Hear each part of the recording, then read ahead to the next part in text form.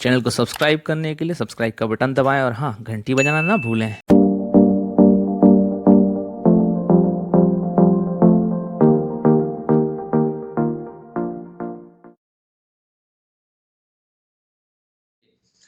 Good evening everyone, नमस्कार।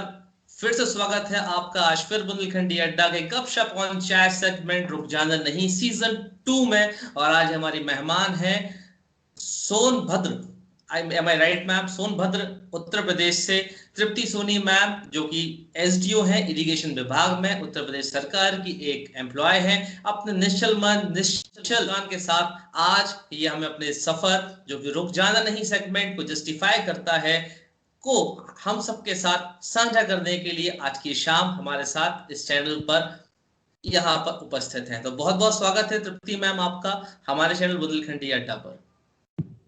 धन्यवाद sir, बहुत बहुत धन्यवाद आपका। जी, तो जहां से तृप्ति मैम नाम आता है आपका कि आप उत्तर प्रदेश से हैं, उत्तर प्रदेश सरकार की एक विभाग सिंचाई विभाग के अंदर सब एसडीओ सब डिविजनल ऑफिसर की पोस्ट पर पदस्थ हैं। तो कैसा लग रहा है आज वर्तमान में अपने आप को इस जिम्मेदारी भरे पद पर आसीन होकर जिम्मेदारी निभाते हुए देखना? मैं बताना चाहूंगी कि ये बहुत एक it's like dream come true वाली फीलिंग होती है। और शुरू से ही जब हम इंजीनियरिंग कर लेते हैं ना, तो फिर हमें एक अल्टीमेट गोल पता होता है कि हमें ये करना है। वो एक सपना तो होता ही है, कभी मिले या ना मिले वाली बात अलग है, पर सपना तो जरूर होता है कि अब ये कर लिया ना तो इसके बाद वो करना है। तो ऐसे ही जब इंजीनियरिंग पास आउट किया था तो हमारे लिए हाईएस्ट लेवल पीएससी होता था, और बस वही क्वालिफाई हो जाए और हम यही बन जाए, और बस वहाँ वो सपना होता था। तो बड़ा सपना तो ऐसा लगता था इम्पॉसिबल जैसा, क्योंकि पीएससी वगैरह तो बहुत पहाड़ लगते थे उस टाइम पे। तो ये अब हो गया तो लगता है नहीं, इतना मुश्किल भी नहीं होता है अगर कोई ट्राई करे तो, और अच्छा लगता है। शायद जो आज आप कह रहे हैं शब्द अच्छा लगता है, ये आज इस पद पर बैठने के बाद, उम्र के इस पड़ाव पर आने के बाद, सफर में इतने उतार चढ़ाव से गुजरने के बाद आने वाली गंभीरता, मैच्योरिटी की निशानी की वजह से आप शायद एक छोटा शब्द कह रहे हैं अच्छा लगता है। लेकिन शायद मैं अगर अंदाजा लगा पा रहा हूँ, इस अच्छा लगता है शब्द तक पहुंचने में बहुत सारे फीलिंग्स का योगदान रहा होगा। कई फेलियर्स आए होंगे, कई अप्स एंड डाउन्स आए होंगे, कई लोगों ने ताने मारे होंगे, कई बार खुद को भी लगा होगा कि यार अब नहीं हो पाएगा, लेकिन होते होते अच्छा लगता तक पहुंच गए आप। बिल्कुल सर, ऐसा होता है। ये जो आपने कहा कि इतना गंभीरता आ जाती है, बिल्कुल आ जाती है। ये जो पेशेंस टेस्टिंग टेस्ट होते हैं, ये पीएससीज, तो सबसे ज़्यादा मुझे ये फील हुआ। मतलब पूरा आपका पेशेंस पूरा लास्ट लिमिट तक चेक कर लेते हैं। तो जब आप इतना कुछ बर्डन झेल लिए होते हैं, तो फिर खुशियों में बहुत ज़्यादा वाव उछलने का मन नहीं करता, दुख में बहुत ज़्यादा रोने का मन नहीं करता। आप एक बैलेंस्ड पर्सन बनकर बाहर आते हैं। तो वही चीज है थोड़ा कि अच्छा लगता है, कॉमन सा वही सेम वही बात है। नहीं, ईश्वर करे आपको हमेशा अच्छा लगे और आपके आसपास के लोगों को भी आपके साथ रहना अच्छा लगे।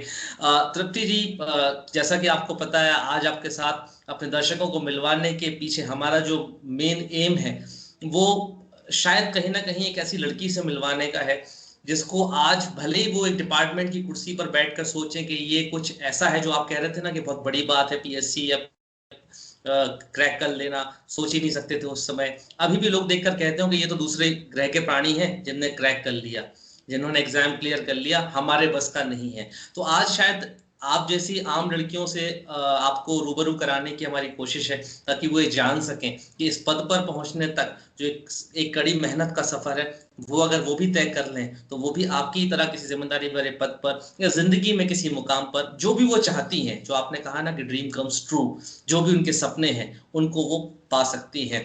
तो तृप्ति जी, सबसे पहले तो थोड़ा सा वर्तमान में आप एसडीओ की पोस्ट पर हैं, यहाँ तक आप आ गए। बेसिकली थोड़ा सा फील्ड की तरफ जाना चाहूंगा मैं आपके, क्योंकि आप अपने एजुकेशन से इंजीनियर हैं।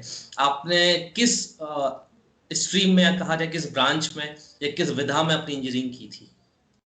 मेरी इंजीनियरिंग सर सिविल से है, सिविल इंजीनियरिंग, ओके कि मैंने सागर मध्य प्रदेश से कंप्लीट करी है।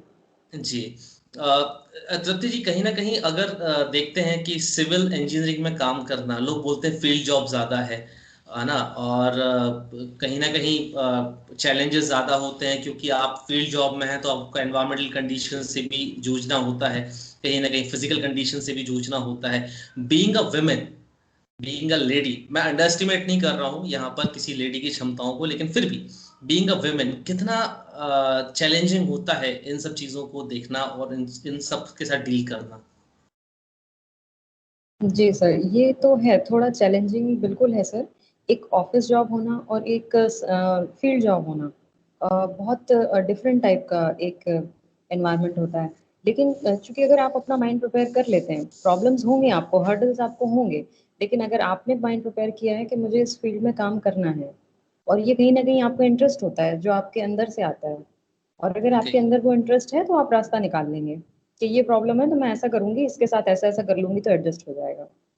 जी। आपने कहा इंटरेस्ट अंदर से आता है, तो इंटरेस्ट की बात करें, आज जो आप हैं आपकी ब्रांच की वजह से हैं।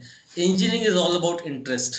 कहते हैं कि अगर इंजीनियरिंग कर रहे हैं, जो भी ब्रांच आप चूज कर रहे हैं, जिस भी ब्रांच की आप पढ़ाई कर रहे हैं, it is all about interest. तो ये इंटरेस्ट क्या बचपन से था, कि एक एक दिन मैंने सिविल इंजीनियर बनना है या स्ट्रक्चर्स के बारे में पढ़ाई करनी है, ये मेरे को रेत गिट्टी ईंट में इंटरेस्ट है, या बिल्डिंग के स्ट्रक्चर्स में इंटरेस्ट है, मैंने भी ताजमहल बनाना है एक? नहीं सर, ऐसा बिल्कुल नहीं था।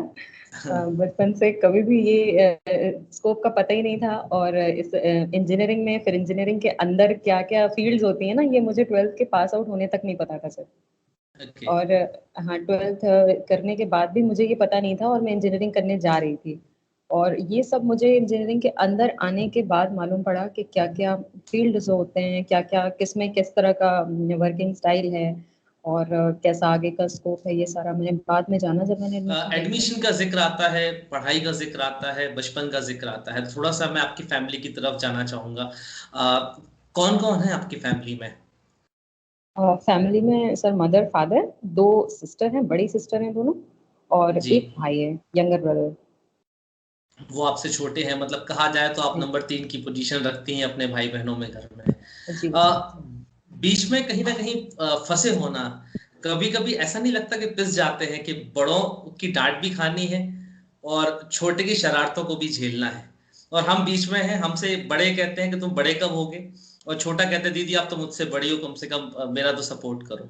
इस सिनेरियो में मैं बड़ा होना घर में, कैसी यादें हैं दिमाग के अंदर, या सर दिमाग गलत एक्चुअली, शब्द शायद कहूँ, दिल के अंदर, दिल के अंदर, क्योंकि परिवार तो दिल में होता है हमारे। जी जी सर, सिस्टर्स मेरे बड़े हैं काफी मेरे से। तो एज गैप इतना है कि वो एक मींस बहुत बड़े मदरली फिगर टाइप है उनका। तो वो, हम्म। उनसे तो हमें डर लगता ही है, उनकी डांट वाट तो पड़ती रहती है, तो ये जी। कॉमन है। अब रही छोटे भाई की बात, तो मैं और भाई हैं तो वो ज्यादा डिफरेंट नहीं है, हम लोग एक क्लास ऊपर छोटे बड़े हैं, मीन्स जब मैं एक स्टैंडर्ड ज्यादा होती थी वो एक स्टैंडर्ड नीचे होता था, तो हम बिल्कुल ओके। बिल्कुल बराबर एज गैप टाइप के हमारा। तो लड़ते दोस्तों की झगड़ते तरह फिर रहा बड़े हो होगा। गए। हाँ, तो वो फ्रेंड फ्रेंड जैसा एक रहा, लड़ते झगड़ते भी थे, और मीन्स एक जैसा रहा। उससे ज्यादा प्रॉब्लम नहीं होती थी मुझे। हम दोनों को पड़ती थी डांट, अगर पड़ती थी तो उसको भी पड़ेगी, मुझे भी पड़ती थी। अगर मैं आपके फैमिली बैकग्राउंड की तरफ नजर डालता हूं तो पता चलता है कि आप एक टिपिकल, जो एक सोनी कम्युनिटी का होता है फैमिली बिजनेस आपका, हीरे जवाहरात और सोने चांदी का रहा आपकी फैमिली का बैकग्राउंड, वही है आपका, आपके फादर भी उसी बिजनेस में इन्वॉल्व रहे। अचानक से बिजनेसमैन फैमिली की बेटी जो है, वो कैसे गवर्नमेंट जॉब की तरफ चली जाती है? तो एक अच्छा सफर है। अ, ये मेरे पिताजी की वजह से है। वो शुरू से ही उनकी मतलब एजुकेशन की तरफ ज़्यादा झुकाव था, और वो खुद भी एक मींस एजुकेशन की फील्ड में ही आगे बढ़ना चाहते थे। लेकिन हम्म। थोड़ा सा फैमिली का ये कि फैमिली बिजनेस था, उसको आगे बढ़ाना था। फैमिली के बड़े बेटे थे वो, और जो चाचा जी थे वो गवर्नमेंट जॉब में कहीं ना कहीं सेटल थे, तो वो बाहर रहते थे। तो किसी हम्म। एक को ऐसा था कि पैटर्नल बिजनेस को आगे बढ़ाना है, रिस्पॉन्सिबिलिटीज उठानी है। तो फादर ने एलएलबी कंप्लीट किया। एलएलबी करने के बाद उन्होंने रजिस्ट्रेशन भी अपना इलाहाबाद हाई कोर्ट से करा, कुछ दिन प्रैक्टिस करने की भी कोशिश करी, पर बिजनेस के साथ उनको टाइम नहीं मिला, तो उसको उनको एंड अप करना पड़ा। और आज भी मीन्स LLB हैं वो, पर वो बिजनेस चलाते हैं। जी। तो उनका जो सपना था वो कहीं ना कहीं रह गया, तो इसलिए वो हमें बहुत मोटिवेट करते रहते थे पढ़ाई के लिए। तो उनका तो जो सपोर्ट था उसी से फिर आगे सारा कंटिन्यू हुआ एजुकेशन वगैरह। अ, आपकी अगर बात करूं पैदाइश की, थोड़ा सा और पीछे जाते हैं टाइम के एरा में। आप, अगर मैं अंदाज़ा सही लगा पा रहा हूं तो आप 90s बॉर्न चाइल्ड हैं शायद। 90 के दशक में आपका जन्म हुआ होगा। मैं साल पे ज़्यादा गौर नहीं फरमाना चाहता हूँ। ठीक है। उत्तर प्रदेश में आपकी पैदाइश हुई, एक टिपिकल सेंट्रल इंडिया का स्टेट है। थोड़ा सा मैं जानना चाहूँगा या अपने दर्शकों को रूबरू कराना चाहूँगा, कहाँ आप पैदा हुए और परवरिश आपकी किस शहर से हुई? सर, बॉर्न हूँ मैं झांसी डिस्ट्रिक्ट यूपी में। वहाँ की एक तहसील है मौरानीपुर, वहाँ की मैं बॉर्न हूँ। और हमारा जो ब्रॉटअप और जो बड़े हुए एजुकेशन वगैरह ये सारा मिर्ज़ापुर से है। मिर्ज़ापुर मिर्जापुर। पूर्वांचल का जो डिस्ट्रिक्ट है जी, बनारस अभी तो इलाहाबाद के वेब जस्ट सीरीज सेंटर की में। वजह से मिर्जापुर सभी को पता चल गया पूर्वांचल क्या है और मिर्जापुर क्या है। हम्म। रियली वहाँ कालीन भैया जैसे लोग हैं? नहीं सर, ऐसा बिल्कुल भी नहीं है, ये बहुत बड़ी अफवाह है एक। और ये वेब सीरीज में जो इन्होंने दिखाया बहुत ओवर एस्टिमेट करा क्राइम को इधर। ओके, ऐसा मतलब कुछ, मेरा पर्सनली मानना है। हाँ, मतलब कुछ अच्छा हो ना हो, इस इंटरव्यू से लोगों को ये पता चल गया कि मिर्जापुर बड़ी शरीफों की जगह है। ऐसा नहीं है कि देसी कट्टे लेके लोग फायरिंग शांत। करते हुए घूमते हैं। हाँ हाँ सर, बहुत शांत। मैंने तो कभी देखा ही नहीं, बचपन से अकेले आना जाना हर काम किया, पर कभी कभी देखा ही नहीं कि ऐसा कुछ अच्छा। है भी। एक्सपीरियंस तो करना तो बहुत दूर की बात है। तो कहीं ना कहीं कह सकते हैं कि आपकी पैदाइश मिर्जापुर की है और मिर्जापुर में ही आपकी स्कूलिंग हुई। और कैसा माहौल था उस दौरान? एक simple simple middle class family, या फिर जिसमें रिसोर्सेज चार बहनों, तीन बहन और एक भाई के बीच में बांटे जाते थे, या सब कुछ बहुत इजी गोइंग था 90s में? हाँ जी सर, जब जब हमारा एजुकेशन का टाइम था तो एक बड़ी सिस्टर की तो शादी हो चुकी थी। मेरी बड़ी जो मेरे से सेकंड नंबर वाली सिस्टर है, उनकी हम्म। ग्रेजुएशन वगैरह उन्होंने करी और फिर उनकी शादी हो गई। मैं और भाई पैरेलली पढ़ाई करते रहे। और फिर 12th हमने ये मिर्ज़ापुर के लॉयंस स्कूल से किया। लॉयंस क्लब का जो एक स्कूल होता है, वहाँ से हमने किया। और वहाँ से भाई ने किया 7 तक। उसके बाद वो कानपुर में जगल देवी करके एक आवासीय स्कूल है, वहाँ पे वो हॉस्टल में रहा। तो हम्म। वो कानपुर में पढ़ता था और मैं मिर्ज़ापुर में पढ़ती थी। तो अच्छा। ये दोनों का चला पैरेलली। ओके, देन उसके बाद आप 10th करते हैं, 10th के बाद 11th 12th करते हैं। आपने कहा कि कहीं ना कहीं पता नहीं था कि क्या करना है।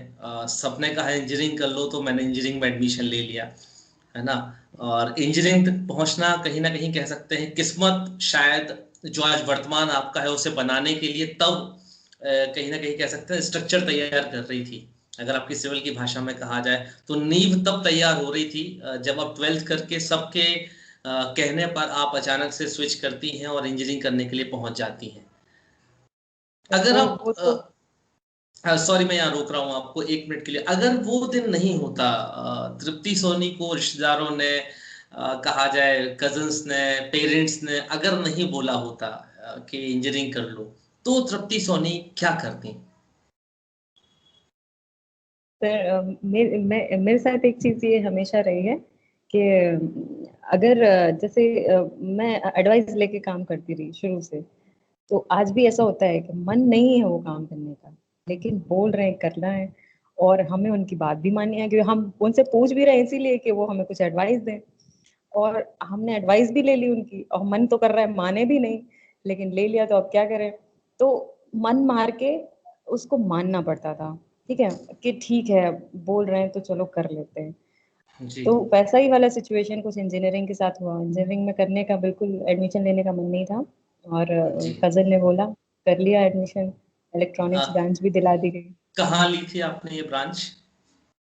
सर, ये मध्य प्रदेश में, ये अपना सागर, जी। सागर में एक प्राइवेट कॉलेज से मैंने इंजीनियरिंग ओके, में एडमिशन इंजीनियरिंग की लिया है। थी। अच्छा, हाँ एक चीज मैं पूछना चाहूंगा। एक परसेप्शन होता है कि फैमिली से दूर लड़कियों को भेज रहे हैं खासकर इंजीनियरिंग करने के लिए।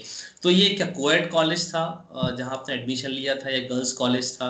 क्या था ये? सर, इसकी भी एक कहानी है। हाँ जी, बिल्कुल बिल्कुल, आज कहानियों का ही दिन है। एक्चुअली सर एडमिशन तो हुआ था इन्फिनिटी वुमेन्स कॉलेज में, ओके। और एक साल वहाँ पढ़ाई भी हुई।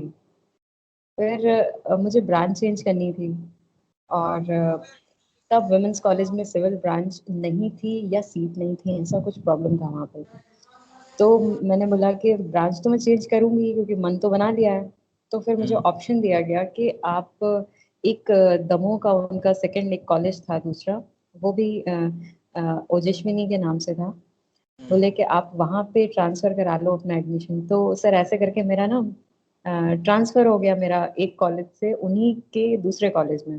ओके, सिस्टर कॉलेज में ट्रांसफर कर दिया गया। दूसरे कॉलेज में ट्रांसफर कर दिया गया, और फिर वहाँ पे मेरी बाकी के जो 3 साल हैं वो वहाँ से निकले, दमोह के Ojaswini institute of management college. Okay, मतलब कहीं ना कहीं अगर मैं आपके सफर पे ध्यान दूं तो अभी तक आप सिर्फ एक गाइडेड पाथ को फॉलो कर रहे थे। सडनली सिर्फ आपने लाइफ का अपना पहला डिसीजन अपने मन से लिया कि मैंने इलेक्ट्रॉनिक्स से अब नहीं पढ़ना है। यहाँ तक आप जो आपको गाइड किया गया था आप उसी रास्ते पर चले। लेकिन सिर्फ एक पहला डिसीजन तृप्ति ने अपने मन से लिया कि मैंने अगर इंजीनियरिंग करनी है, सबके कहने पे आ गई हूं मैं करने के लिए, लेकिन मैंने इलेक्ट्रॉनिक्स से नहीं करनी, मैंने सिविल से करनी है। ब्रेव डिसीजन था लड़की का सिविल ब्रांच लेना। ठीक है। और पहला ही प्रॉब्लम आ जाता है कि इस कॉलेज में ये ब्रांच नहीं है। अब आपको ब्रांच चेंज करनी है। एक साल जहां आप पढ़ चुके हैं, दोस्त बन चुके हैं, अनजान शहर है, अनजानों के बीच अपनापन मिल चुका है, लेकिन सडनली हम्म। आपको शिफ्ट करना पड़ा। कैसा एक्सपीरियंस रहा फिर वहां?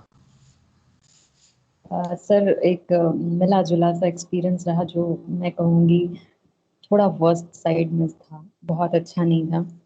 और एकदम से ट्रांसफर हुआ थर्ड सेमेस्टर के 10 एग्जाम्स के टाइम टेबल आने के 10 दिन पहले। ओहो। जी, मुझे फाइनली पता चला कि मेरी सिविल ब्रांच है, ये मुझे पता चला 10 दिन पहले। और 10 दिन बाद टाइम टेबल आता है कि थर्ड सेमेस्टर के एग्जाम्स हैं। और जैसा कि मुझे याद है, बहुत अच्छे से याद है, कि इलेक्ट्रॉनिक्स ब्रांच में नेटवर्क एनालिसिस होता था एक सब्जेक्ट, और सिविल इंजीनियरिंग में एक स्ट्रेंथ ऑफ मटेरियल सोम करके एक सब्जेक्ट होता था। ये दोनों बहुत हार्ड सब्जेक्ट माने जाते थे।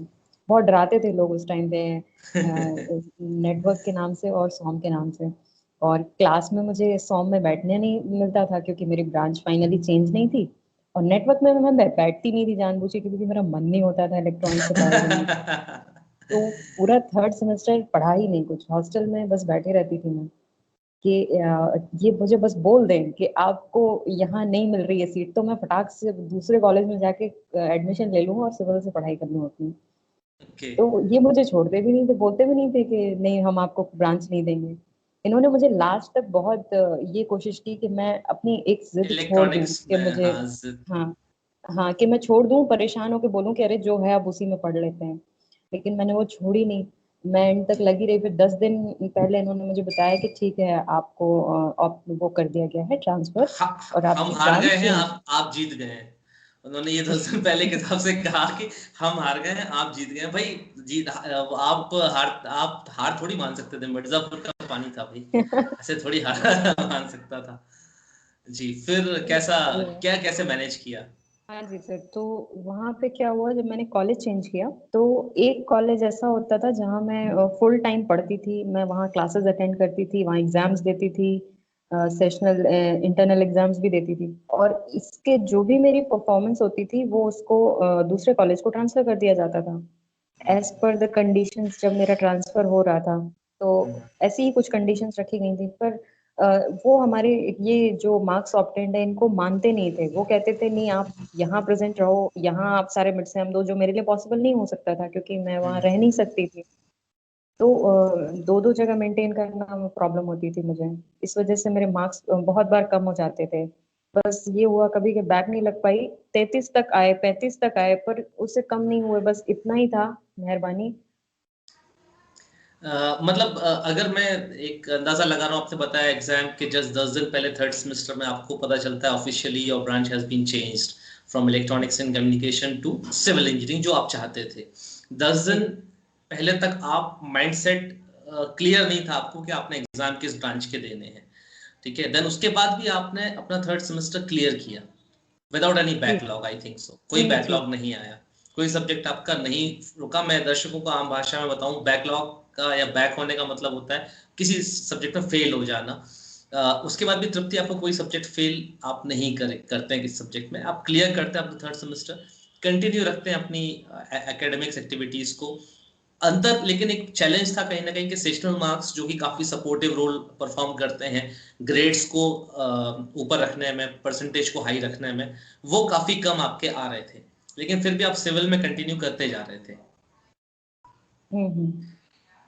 है ना। जी तो सर। कहीं ना कहीं मतलब कहीं ना कहीं ये एक बहुत बड़ा चैलेंज था कि बाकी स्टूडेंट्स कम मेहनत करके भी ज्यादा परसेंटेज लेके जा रहे हैं, आप उतने ही परफॉर्म कर रहे हैं, उतने ही मार्क्स ला रहे हैं, भले ही बैकलॉग नहीं लग रहा, लेकिन परसेंटेज कहीं ना कहीं कम है क्योंकि आप उसकी सिस्टर ब्रांच के अंदर पढ़ रहे हैं उस एकेडमिक ऑर्गेनाइजेशन की। हाँ जी सर। सर ये हमेशा ही झेलना पड़ा है मुझे एंड तक। पर इसके साथ साथ बस मैं एक चीज, मेरे मन में सेटिस्फेक्शन होता था कि ये मेरा पर्टिकुलर मेरे इंटरेस्ट का फील्ड है, कुछ ना कुछ हो जाएगा। थोड़े बहुत मार्क्स कम है तो कोई बात नहीं, सिर्फ थियोरेटिकली मार्क्स जितने आते थे उतना ही सपोर्ट होता था मुझे। और जो सेशनल मार्क्स थे उनका तो मुझे पता था कि ये मुझे लेके डूबेंगे सीधा, तो मैं ज्यादा इन पे भरोसा ही नहीं करती थी। मतलब ये पता था कि आगे जो दरिया है वो दलदल से भरा हुआ है, उसमें चल भी रही हैं आप, लेकिन पता है सामने सिविल का एक शानदार जो है स्ट्रक्चर खड़ा हुआ है और आपने उसको पाना है, इसलिए आपने अपने सफर को बिना रोके जारी। कहीं ना कहीं कॉलेज बीत जाता है, आफ्टर कॉलेज हर एक स्टूडेंट के सामने एक बड़ा क्वेश्चन या बड़ा सवाल खड़ा हो जाता है, अब क्या करना। क्योंकि आपके सामने तो और बड़ा सवाल था क्योंकि सिविल आपने अपने मन से चुनी थी। फैमिली वालों क्या रिएक्शन था इलेक्ट्रॉनिक्स छोड़ने पर, सिविल लिया था जब आपने तो? सर फैमिली में मैंने फादर से पूछा ये चीज़, मैंने उनको बोला कि मेरा ज़्यादातर इंटरेस्ट सिविल में है। तो उन्होंने बस मुझसे एक चीज़ बोली थी कि ये एक मेल ओरिएंटेड ब्रांच है, और आप अच्छे से आप सोच लो, और सोचने के बाद मुझे बताना। अगर आप बोलते हैं कि ओके है तो मेरा सपोर्ट है, ठीक है, ओके। लेकिन मुझे सोच के बताना इस बारे में। तो मैंने जी उनसे कहा ठीक है, मैं सोच के आपको फोन करूंगी 1-2 दिन में। जी। तो उनने कहा ठीक है। और फिर मैंने 2 दिन बाद उनको फोन किया और मैंने कहा पिताजी मैंने सोच लिया है और सिविल ही करना है। बोले तो जी फिर क्या करना है, सोच लिया तो फिर करना है, फिर कर लो, कोई दिक्कत नहीं है। तृप्ति, तो वाकई में जब उन्होंने पहले दिन बात की थी इतने प्यार से ही पूछा था कि आप सोच लो आपको क्या करना है, इतना हाँ सर, इतना वो आराम से इतना आराम से रिएक्शन था उनका? सर यही रिएक्शन होता है उनका। ये हमेशा जब मेरा एक टिपिकल पॉइंट आता है ना, तो जी वो मुझसे कहते हैं कि तुमने सोच लिया है इस बारे में, सारा सोच लिया आगे से पीछे तक। तो मैं कहती हूँ, थोड़ा सा शुरू में तो कंफ्यूज रहती हूँ, हाँ ये तो सोच लिया है लेकिन ऐसा भी हो सकता है। तो बोले तुम 2 दिन सोच लो अच्छे से और फिर मुझे फोन करके बताना, और अगर तुम्हें लगे कि ठीक है तो फिर मेरे तरफ से कोई दिक्कत नहीं है, मैं जो तुम फिर सोच लो, फिर हम लोग उसके साथ हैं। तो वही हुआ। फिर दूसरे दिन जब मैंने कहा कि हम तैयार हैं, बस मुझे इसी फील्ड में करना है, तो फिर ओके। उन्होंने कहा कि फिर आप करो, अगर आपने सोचा है तो फिर कर लो, कोई दिक्कत नहीं है। बहुत आगे बढ़िया। पीछे का सब सोच लिया है। फैमिली सपोर्ट बहुत बड़ी चीज होती है, अगर एक बार मिल जाए तो रास्ता काफी आसान हो जाता है। इंजीनियरिंग करके निकले, अब सवाल था कि भाई अपने मन का फील्ड चुना था, आगे क्या सफर, कहाँ किस दिशा की तरफ मुड़ा फिर आपने? क्योंकि सर जैसे ही बैकपैक हो सिविल चुके थे, लिया। सागर से बैकपैक हो चुके थे, पता था कि अब तो यहाँ रह नहीं पाना है, हॉस्टल भी आउट होना ही है क्योंकि 4 साल पूरे हो चुके हैं, हाथ में एक डिग्री होती है, कुछ परसेंटेज होते हैं, कुछ यादें होती हैं एकेडमिक्स की, कॉलेज की, साथियों की, लेकिन सच तो यही है ना कि अब बैग उठा के निकलना है अपने खुद के इंडिविजुअल सफर पर। तो किस तरफ मुड़ी आपकी गाड़ी? सर जैसे ही ये सिविल ऑप्ट किया, एक बहुत इंटरेस्ट सा आ गया अपनी फील्ड में। और फिर उसके बाद मेरी पढ़ाई, मैंने तभी से एक प्रिपरेशन शुरू कर दी। जैसे मैंने, मेरे माइंड में था कहीं ना कहीं ये गवर्नमेंट का एक मन में कीड़ा था कि पब्लिक पब्लिक सेक्टर के साइड जाना है और गवर्नमेंट सेक्टर के साइड जाना है। तो वो शुरू से दिमाग में था। तो अपने ही लेवल की छोटी मोटी प्रिपरेशन के, छोटे से एसएससी के एग्जाम्स दे लेते हैं, एसएससी टेक्निकल जो होते हैं, ये सब कर करके धीरे धीरे मैंने अपने उसी समय से मैंने तैयारी शुरू करी। ये 3rd-4th ईयर की बात है। और उतना तो बहुत अच्छी तैयारी होती नहीं थी सेल्फ से, पर कहीं ना कहीं थोड़ा बहुत टीचर्स का भी मोटिवेशन रहता था, और जो हर कोई पेरेंट्स का तो बहुत रहता था। और जैसे ही पास आउट होने के बाद भी फादर ने ही मुझे फिर थोड़ा मोटिवेट किया आगे और तैयारी करने के लिए। प्रिपरेशन अगर आप एक बार दिल्ली वैली कोचिंग करने चले जाते हैं तो बहुत प्रेशराइज हो जाते हैं, बहुत प्रेशर में पढ़ना होता है। इस वजह से मेरा मन नहीं हो रहा था जाने का, कि मैं गई तो पक्का रिजल्ट तो देना पड़ेगा, बहुत पढ़ना पड़ेगा, ठीक है। तो इस डर के मारे मैं सोच रही थी मैं जाऊं ही नहीं। तो फिर भी आप दिल्ली पहुंच गए। पहुंच गए। मेरे फादर ने 3 बार टिकट कैंसिल हुए, मैंने कहा मेरा मन नहीं कर रहा। बोले ठीक है, नहीं मन कर रहा, कैंसिल करते हैं। अगले फिर एक दिन मुझे समझाए, दूसरे दिन का फिर तत्काल टिकट हुआ। फिर मैंने कहा नहीं, मैं तो बहुत घबराहट हो रही है, अब नहीं जाना है। तो मेरी मम्मी ने कहा फिर फादर से कि उसका मन नहीं है, आप क्यों भेज रहे हैं उसको जबरदस्ती दिल्ली तैयारी करने के लिए, आप क्यों भेज रहे हैं उसको, रहने उसका मन नहीं है। तो बोले ठीक है कोई बात नहीं, उसको कैंसिल करते हैं। फिर तुम्हारा क्या मन है आगे करने का? मैंने कहा मैं एमटेक करती हूँ। बोले कहाँ से? मैंने कहा सागर से करते हैं, सागर के कॉलेज से। बोले हाँ। ठीक है, अच्छा तुम कर लो, फिर वो कर लो। उस समय कुछ नहीं बोले, फिर दूसरे तीसरे दिन उन्होंने मुझे समझाना शुरू किया। बोले देखो ऐसा है, एक बार चले जाओ, कोई बात नहीं, नहीं आएगा रिजल्ट, लेकिन एक बार चले जाओ, तुम्हें अपना फील्ड पता चलेगा, अपना एरिया पता चलेगा। बस पढ़ के आ जाना तुम 1 साल। मुझे पता था कि भेज रहे हैं तो जब मैं जाऊंगी तो पढ़ूंगी, फिर और क्या होगा। मतलब तो वो जानते थे। ये कहते हैं ना, मीठी गोली देकर है ना, बिठा रहा है बेटा चले जाओ। स्कूल बस में ऐसे बचपन में बिठाते थे ना, बेटा वहां जाओगे तो चॉकलेट मिलेगी। और पता वही। पता तो होता था कि पहुंच गए एक बार स्कूल तो कहाँ, फिर तो कहाँ डांट ही पड़ती है उधर पहुंच के। तो ऐसे उन्होंने दिल्ली की ट्रेन में बिठा दिया। दिल्ली बस फिर। पहुंचते हैं आप, एक बीइंग अ फीमेल, एक एक शहर में पहुंचना, कुछ टारगेट लेके पहुंचना, उस टारगेट को अचीव करने का प्रेशर होना दिल्ली के अंदर। और फिर कोचिंग्स में आप जैसे अकेले नहीं हैं, आप जैसे हजारों लाखों स्टूडेंट्स हर महीने दिल्ली पहुंचते हैं, ऑलरेडी वहां रह रहे हैं, जिनके ऊपर प्रेशर है, नए नए टारगेट्स हैं। पहला एग्जाम, तैयारी शुरू हो गई थी, कोचिंग ज्वाइन हो गई, सारा कुछ हो गया, सेटअप हो जाते हैं। पहला एग्जाम जो दिया था, जो भी दिया हुआ आपने, सक्सेस मिल गई थी उसमें पहली बार में? सर एग्जाम तो बहुत दिए मैंने, बहुत दिए, याद भी नहीं है कितने दिए होंगे एग्जाम्स।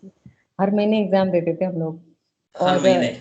हर महीने एग्जाम्स देते थे, कुछ ना कुछ आते ही रहते थे फॉर्म्स, और हम लोग फिलअप करते रहते थे, चाहे 2 पोस्ट, 4 पोस्ट, 10 पोस्ट, 1,000 पोस्ट, कितनी भी आए, फॉर्म तो भर देते थे और जाते थे एग्जाम देने। लगभग लगभग हाफ सेंचुरी मार दी होगी, कह सकते हैं ये सेंचुरी हो गई थी। हाँ हाँ, एक सेंचुरी नहीं सर, ज्यादा हो गया सेंचुरी। तो कम ही। जी, लेकिन मतलब आप हाँ, मान सकते हैं 50+ एग्जाम्स कह सकते हैं एक हाँ अप्रोक्सीमेट। हाँ हाँ, देते रहते थे। और शुरू में तो इतना हमारा लेवल होता ही नहीं था, कभी हमारे एग्जाम्स तो क्वालिफाई होते ही नहीं थे। एक साल पूरी तैयारी हो जाने के बाद एमपी रेवेन्यू का एक एग्जाम व्यापम के थ्रू जो आया 2015 में, मतलब वो अपीयर आपने किया। आपने 13 में इंजीनियरिंग करी, है ना? 13 हम्म। आपका पास आउट ईयर था। देन उसके बाद आप दिल्ली चले जाते हैं, साल डेढ़ साल आप तैयारी करते हैं, फिर आती है एमपी रेवेन्यू इंस्पेक्टर की वैकेंसी की बारी। जी। जी। वहाँ पे सर 2015 के फरवरी में मैंने एग्जाम दिया, मई में रिजल्ट आया, उसमें सिलेक्शन हो गया। फिर उसके बाद मैंने सितंबर में ज्वाइन कर लिया उसको। जी, और पोस्टिंग कहाँ पे हुई थी आपकी? पोस्टिंग सीहोर डिस्ट्रिक्ट, भोपाल के पास मतलब है। मैं कह सकता हूँ कि UP Mirzapur to Sagar, then Sagar to Delhi capital of India, then again came back to MP, Sehore district पहुंचते हैं आप। जी। फिर सीहोर में ऑलमोस्ट 4 इयर्स लगभग सर्विस रहा, 2019 तक। और उसके साथ साथ और भी एग्जाम्स जो ग्रेड क्लास 1 क्लास 2 के ही दिए ज्यादातर, 1 का तो कोई दिया ही नहीं। तो क्लास 2 के बहुत सारे एग्जाम्स देते रहे। उसके बाद उसी में ये एग्जाम हुआ एक यूपीपीएससी का, 2016 में मेंस किया मैंने इसका। जी, और फिर मतलब मैं थोड़ा सा यहाँ पे इंटरप्ट करूंगा। अंदाजा अगर मैं लगाता हूँ, एक लड़की इंजीनियरिंग करने के दौरान तैयारी करना एक आम बात होती है, कर ली, बहुत अच्छी हो या ना हो, लेकिन करते हैं स्टूडेंट्स पढ़ाई। उसके बाद तो दम लगा के हमेशा होता है कि भाई अब लगा लो ताकत, जॉब चाहिए तो इंजीनियरिंग हो गई, अब तो जॉब चाहिए। तब आप पे ताकत लगा के दिल्ली में तैयारी कर ली, एग्जाम पे एग्जाम्स दिए, देते रहे। आफ्टर सर्टेन टाइम आपका सिलेक्शन आरआई में हो जाता है। रेवेन्यू इंस्पेक्टर कोई बुरी बुरी पोस्ट नहीं है ना? तृप्ति तो सोनी सेटल्ड हो चुकी थी तब तक। उम्र लगभग आपकी, अगर सॉरी मैं अंदाजा लगा रहा हूँ बीइंग एक फीमेल की उम्र का, लेकिन लगभग उम्र 25-26 साल तब टच कर चुकी होगी जब आपकी जी सर, अपॉइंटमेंट 24 होती है। कंप्लीट थी। ओके 24 कंप्लीट थी जब आप रेवेन्यू इंस्पेक्टर बनते हैं। उसके बाद भी आप 4 साल जो आपकी जॉब रही एज अ RI, उस दौरान जब आप 29 या 28-29 के हो रहे थे, उस दौरान भी आप लगातार तैयारियां कर रहे थे, एग्जाम्स दे रहे थे? हाँ जी सर। कहीं दिमाग में कहीं क्या चल रहा सेटल्ड, था? कहीं सेटल ना नहीं कहीं फील सर, हो रहा था क्या? हाँ सेटल्ड फील नहीं हो रहा था सर। और ये था कि वो जो होता है ना, वो कीड़ा जो बोला था मैंने कि कहीं पीएससीज एक दिमाग में चलता रहता है। और उसी समय ऐसा हो रहा था कि लगातार बहुत सारे पीएससीज, ये एमपीपीएससी लगातार एक के बाद हर साल एक एमपीपीएससी के टेक्निकल वैकेंसीज आ रहे हैं, यूपी के आ रहे हैं, और इधर राजस्थान और गुजरात सब के एक लाइन से बहुत से पीएससीज के वैकेंसीज आते थे। तो हमारा दिमाग बस उसी पर चलता रहता था, वही देखते रहते थे कि ये कोई एक पीएससी मिल जाए बस। तो मन बस वो ललचता रहता था उसको देख के। तो बस ना तो मतलब कहीं ना कहीं वही एक मोटिवेशन था कि ये जॉब दिल के मांगे साथ मोर, साथ। ये दिल बस मांगे बस मोर। हाँ, कि इससे थोड़ा और अच्छा चाहिए। ये सेटल्ड होने का मतलब अभी मन नहीं है यहाँ पे। ओके, देन उसके बाद आप देते हैं यूपी में इरिगेशन डिपार्टमेंट के लिए PSC का एग्जाम, और आप सिलेक्ट होते हैं एक SDO की पोस्ट के लिए। वो दिन कैसा था, और वो साल कौन सा था, वो दिन कौन सा था, उस पर आप क्या फील कर रही थी, वो एहसास आज जरूर, वो जज्बात आज जरूर शेयर करें हमारे साथ। जी सर, 2 फरवरी को हमारा मेंस का रिजल्ट आता है, और 2 फरवरी 2019, और ओके। उस दिन हमें मालूम होता है कि हमें इंटरव्यू के लिए कॉल किया गया है। तो इंटरव्यू के लिए फिर कॉल किया गया, तो हम लोग ने आगे की तैयारियां करी, बहुत सारे फॉर्मेलिटीज करा लेते हैं। तो कहीं ना कहीं फॉर्मेलिटीज करते करते इतने सारे उत्तर प्रदेश लोक सेवा आयोग के आप फॉर्म भरते हैं, 50 जगह लोक सेवा आयोग, मतलब आपको ऐसा लगने लगता है एक तरह से आप लोक सेवा आयोग के पार्ट बन गए हैं। तो वो इतना डरावना होता था कि इसके बाद अगर लिस्ट में आपका नाम नहीं आया और जी। आपको थ्रो आउट हो कर दिया गया लिस्ट से बाहर, तो हाउ डे फील के 20 तरह के डॉक्यूमेंट्स आपके तैयार हो चुके हैं, मतलब आपको ऐसा लग रहा है कि आप एनरोल हो गए हैं यूपीएससी में, लेकिन फिर भी एक दुख दुख अंदर चलता रहता है, हार्ट बीट तेज रहती है। ऐसे में आप इंटरव्यू देते हैं, और इंटरव्यू का बाद का जो एक मंथ जो वेट करना होता है रिजल्ट का, 25 मार्च को मेरा इंटरव्यू हुआ 2019 में, जी। और पूरा अप्रैल रिजल्ट पेंडिंग रहा, और मई 3 को रिजल्ट आया फाइनल। तो 1 महीने 6 दिन, 1 महीने 6 दिन तो पूरी नींदें उड़ी हुई थी, मतलब ऐसा, ऐसा बीपी बहुत। अगर कोई नाप लेता, अगर कोई बीपी नाप लेता तो उसको पता चलता कि मशीन टूट टूट जाएगी आज तो। इतना ऊपर जा रहा है लेवल बीपी का। मेरा मेरा बहुत नीचे जाता है, फिर लो होता है, मुझे टेंशन होती है तो लो हो जाता है। तो मैं बस कुछ नहीं किया मैंने उस 1 महीने, सिर्फ मैंने खाया और मैंने सोया कि अब ये जो होगा बस रिजल्ट के बाद होगा। ये जज्बात तब थे जब आप ऑलरेडी एक गवर्नमेंट जॉब में थे, हाँ एक जी। रेवेन्यू इंस्पेक्टर थे, हाथ में एक अच्छी खासी पोस्ट थी, सैलरी जी। थी, रेपुटेशन थी, है ना? रेवेन्यू इंस्पेक्टर कोई छोटी मोटी बात नहीं होती है। उसके बाद भी आपको इतना ज्यादा एक्साइटमेंट था, मतलब घबराहट या डर तो नेगेटिव वर्ड है, एक्साइटमेंट था शायद उस रिजल्ट का, कि हमने जिस सपने को इतने साल जिया है, और आज हाँ उस सपने के सच होने का समय आ गया है, एंड दिस द टाइम जब हम शायद अब या तो इस पार होगी बात या उस पार होगी बात। जी सर, वही चीज है कि वो चीज जो मिलने वाली थी वो सपना था, उसके बारे में शुरू से सपना देखा था। दूसरी चीजें जो मिली वो सपने में, सपने का पार्ट नहीं थी, आपके बीच की जर्नी में वो आपको मिलती गई। लेकिन वो फाइनल डेस्टिनेशन नहीं था। मन मतलब वहां जाके आपका मन स्टॉप नहीं होता है। तो जब ये इसका रिजल्ट आने वाला था ना, तो ये एक डिमांडिंग चीज थी जो मन को लगता था कि मिल जाएगी। तो इसमें एक बहुत घबराहट कह लो, आप कुछ भी कह लो, फ्यूचर बिल्कुल दिखता ही नहीं था। बस वो 1 महीना ऐसा लगता था किसी तरह कट जाए, और 1 महीना होने के बाद जब लगा कि आज आ सकता है, कल आ सकता है, कल भी आ सकता है रिजल्ट, एक एक टाइम दिन गिन बॉम्ब, रहे थे टाइम उसके। बॉम्ब। टाइम बॉम्ब टिक और कर रहा फिर था। थर्ड थर्ड ऑफ मई को फाइनल लिस्ट आई, और लिस्ट जब आई तो मुझे पता नहीं चला। मुझे लिस्ट आने के 2-3 घंटे तक पता नहीं चला। मेरे फ्रेंड्स का फोन आया मेरे पास, और फिर उन्होंने बोला कि मेरा एक फ्रेंड है, वो यूपी में सेलेक्ट हुआ है, और यूपी में ऐसा ऐसा रिजल्ट आया है। तो मैंने बोला यार, यूपी एई का तो वो मैंने भी दिया था। तो हम्म। फिर बोले कि तुम्हारा रिजल्ट क्या रहा, तो रोल नंबर ऑलमोस्ट सारे फ्रेंड्स को पता थे, जो क्लोज फ्रेंड्स हैं अपने। सागर के भी एक दो फ्रेंड्स हैं मेरी। तो फिर उन लोगों ने मुझे कॉल करके बताया कि तुझे इरिगेशन डिपार्टमेंट मिला है। फर्स्ट चॉइस मेरी पीडब्ल्यूडी थी, सेकंड चॉइस इरिगेशन थी। तो फिर उन लोगों ने बताया कि इरिगेशन आपको मिला है। तो दैट वाज द टाइम। और वो फिर मैंने उसके बाद मैंने किसी से बात नहीं की। उसके बाद मुझे कॉल आया, दो फ्रेंड से बात हुई, उसके बाद एक जिनसे मुझे रिजल्ट पता कि एक से सुन लिया, दूसरे से कंफर्म करवाया कि तू भी एक बार रिजल्ट देख के बताओ। मैं अपने मन से नहीं देख पा रही थी, मुझे बहुत डर लग रहा था। तो दूसरे से फोन किया कि तुम मुझे देख के बताओ कि सच में हो गया है या नहीं हुआ है। तो उसने मुझे देख के बताया। फिर मैंने फादर को फोन किया। तो पिताजी ने पूछा तुम्हारी डेजिग्नेशन क्या है। सिलेक्शन होने के बाद उन्होंने पहली चीज पूछी, अच्छा चलो बहुत अच्छी बात है, तुम्हारी डेजिग्नेशन क्या है अब। तो फिर मैंने उनको डेजिग्नेशन बताई। फिर उन्होंने एक छोटा सा आशीर्वाद दिया, फिर बस इतनी बात हुई, उन्होंने फोन रख दिया। और फिर मैं बहुत चैन से सोई, मैंने किसी को फोन नहीं किया उसके बाद। उस रात बड़ी सुकून की नींद आई होगी। उसके बाद मैंने किसी से ही कांटेक्ट करने का मतलब वो नहीं किया, बस मुझे बहुत सुकून सा फील हुआ। और फिर मैं बहुत आराम से फिर मैं सोई हूँ। रात में 8 कई बजे रिजल्ट आया। जी, क्योंकि कहीं ना ठीक है। कहीं वो सपना आप कई सालों से जी रहे थे। हर रात शायद सोते वक्त एक रहता होगा कि मैंने ये बनना है, मैंने ये बनना है, अभी नहीं रुकना है। हम्म, कहीं ना कहीं तृप्ति, अगर आपके पूरे सफर पे एक नजर डालें तो बहुत कुछ डेस्टिनी ने तय किया आज प्रेजेंट बनाने के लिए आपका। कुछ आपकी जिद ने तय किया, कुछ आपका माइंडसेट, कुछ आपकी स्ट्रॉन्ग जजमेंट्स थे, कुछ डिसीजंस थे, कुछ अंदाजे पे मारे गए तुक्के थे। लेकिन कहीं ना कहीं एक क्लियर विजन जरूर था कि मैंने ये करना है।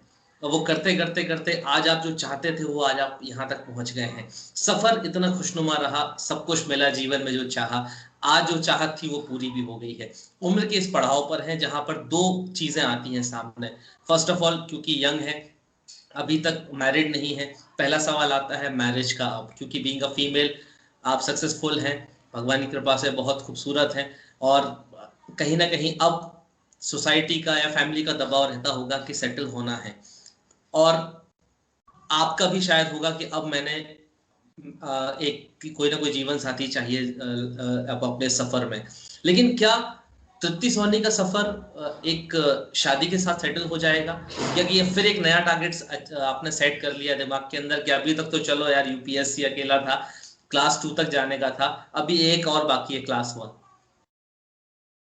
अ, अभी तक तो मैं कहूँगी कि सर अभी क्लास 1 का फ्रेम नहीं किया है कोई भी सपना।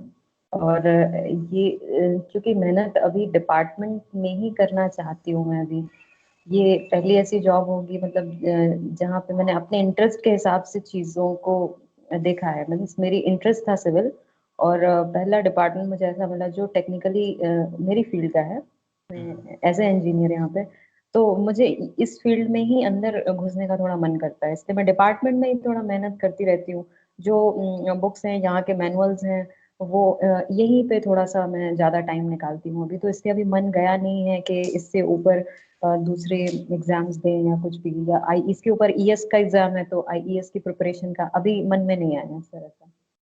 ओके, तो मतलब कहीं ना जी। कहीं एक नया टारगेट सेट हो चुका है डिपार्टमेंटल एग्जाम्स को देने का, डिपार्टमेंट को समझने का, डिपार्टमेंट की खुशबू को जानने का, डिपार्टमेंट की आबो हवा में जीने का।